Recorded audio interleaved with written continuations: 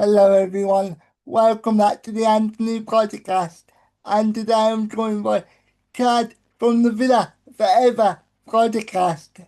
And today we are going to talk about Chad's live experience at football as somebody that's in the wheelchair. So, how are you doing today, Chad? Really good. It's not so massive. Thank you for inviting me on your show again. Absolute pleasure. It's always a pleasure to have you on, mate. Also, you're doing great work on TV or podcast. You're doing very good work. I appreciate that, mate. So let me just get the questions up again. One sec. Yep. So so my first question is Mhm. when did you decide to get a season ticket? Well, this is going back a few years now, Anthony. It makes me feel old. I'm gonna say, I think it was in 2007, because I always remember a picture with my friend Niall. I'm gonna say it was that year, and I had a season ticket for over 18 years. And over that time, I've witnessed so many different memories at Villa Park. Because over the years, it's amazing how Villa have changed over the years. The transformation has been remarkable. Because I've seen different players. I've seen a lot of managers come and go. And I've actually been, I've seen to go, I've been going since 2005. Then I think it was the year after that. I just fell in love with Villa even more. And I knew I wanted a season ticket. So I applied for my season ticket. And I have to say that I feel very lucky because not every fan at Villa Park are so fortunate to watch their team every week. Yeah, Most weeks, but I'm very lucky. I've kept yeah. it for a long time. You're almost got I was gonna say you're almost coming on your 20-year anniversary, but it is your 20th anniversary because we're in Ye- 2025 now. Yes, not long yet. I don't know where those years have gone. I thought, I mean, as a Villa fan, it feels like I've been on a real journey. Like an incredible journey, really. Yeah, so how long did you have to wait for your season ticket? Well, from the top of my head, I can't completely remember, but I'm gonna say I had to wait for 2 years, I think it was. Well, but the thing is, back then, the waiting list wasn't as long.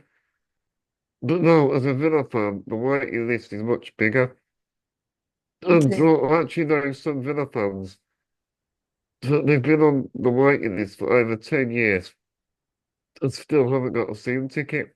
ten, 10 But years, 10 years, that must be a nightmare. it's a shame for that, like, people like that. Yeah, Because the yeah, thing is, they want to cool. see that their like boyhood club. Yeah, But it's a shame.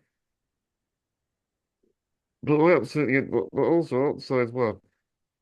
They're losing out as well, the club, I think, the fans. Because the thing is, they absolutely adore their football club.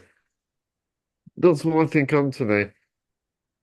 It's a good idea that increasing the size of the stadium, because they're increasing it to 50,000, yeah, which then will enable more people to get season tickets, which is a good idea. yeah. I completely agree I completely agree with that. So, did, did you go to your first game in a wheelchair or was that a bit later on? My first ever game was actually, I was walking a little bit then. I'm gonna say it was in 2005, and I was almost 9 years old. And this was actually back when Then I was completely wheelchair bound, which was sort of after that. But I think the first game was a friendly against Warsaw. I think it was my dad and his friends. It's a good game to go to a friendly first. It's a good way to get into it. Yeah, Then my first competitive I watched what was in 2005. It was in the autumn, and that was against Man City, my first game. yeah, I think I told you that story before, haven't I? yeah.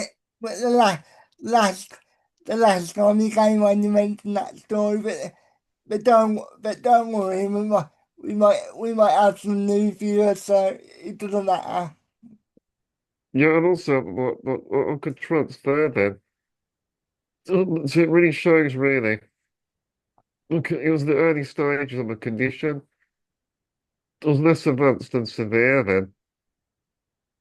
Yeah. So, so what is, so what is the atmosphere like in your section? Yeah, I think the atmosphere is absolutely incredible. I love my seats. I wouldn't change it for the world. I think I'm very happy with them. I'll tell you what I like about the seats as well. They're very close to the tunnel, and I have a great view of the players on the pitch. So I always take good videos and photos. And even before kickoff, it's good build-up atmosphere. And I'll see them coming out the tunnel. Where, where, where do you sit again, if you don't mind me asking? It's in the Trinity Road stand. When it's left of the tunnel. So literally right next to the tunnel, really. It's a real good atmosphere. So pretty, so pretty good seats then, really. Oh yeah, I never complain with those seats. They're brilliant seats. Best seat in the house.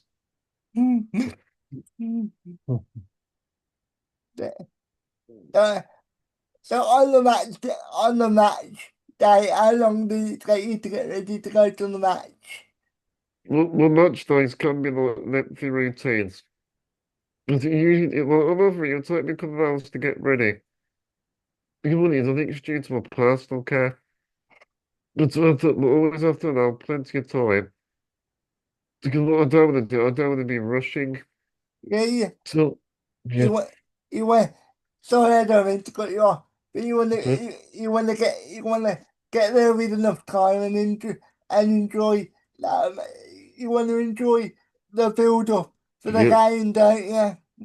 Doesn't go on. I want to soak in the atmosphere.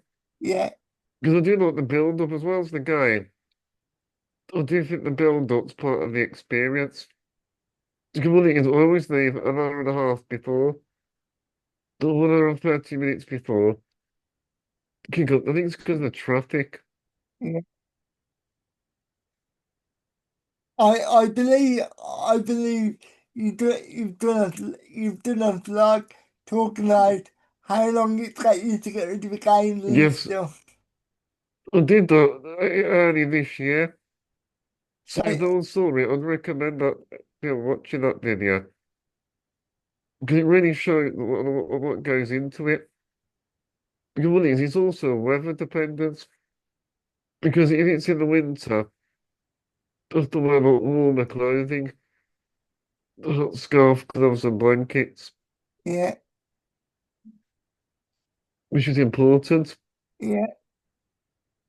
because I can get very poorly quickly if I don't do those things. So so so so how would how would you improve the experience for people in wheelchairs? Mm, Well, I think for me, I still think there's still a lot more that Aston Villa can do. I think even though, look, I do enjoy going to football. It's my big passion. But I think they should improve it. I think by think not all. I think some stuff I think should show more empathy. I think understanding of the situation. Because I think it's ridiculous, Anthony. Because despite having an access card or proof that I need two carers, I still have to pay for my second carer ticket, which is coming out of my own pocket. So it's very stressful. Because what I have to do is I have to ring up to reserve the place. So I just think they should be more accommodating, maybe. Do you have to do that every time? Yeah, yeah, every time. But I'm writing a letter now at the moment to Aston Villa. Mate, mate, maybe, maybe, maybe you could, maybe at some point you could have a meeting with the club and maybe Yeah, tell them your concerns. Maybe yeah, I just, could do that, maybe, yeah. There's money, as goals, you can all be the result to Villa. So obviously, you want that back in return. yeah, And I think I want to mention as well, I want to mention as well, I think Villa Park, I think they need more parking spaces for disabled people. yeah, Because I think there's not enough of them. And it's a real free-for-all. Because there's limited spaces. So when it's very busy, it makes it difficult.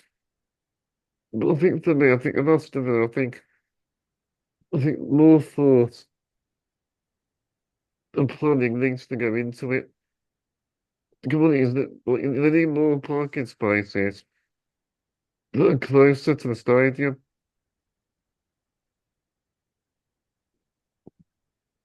yeah. I, I hope one day you can have a better experience, mate. Yes.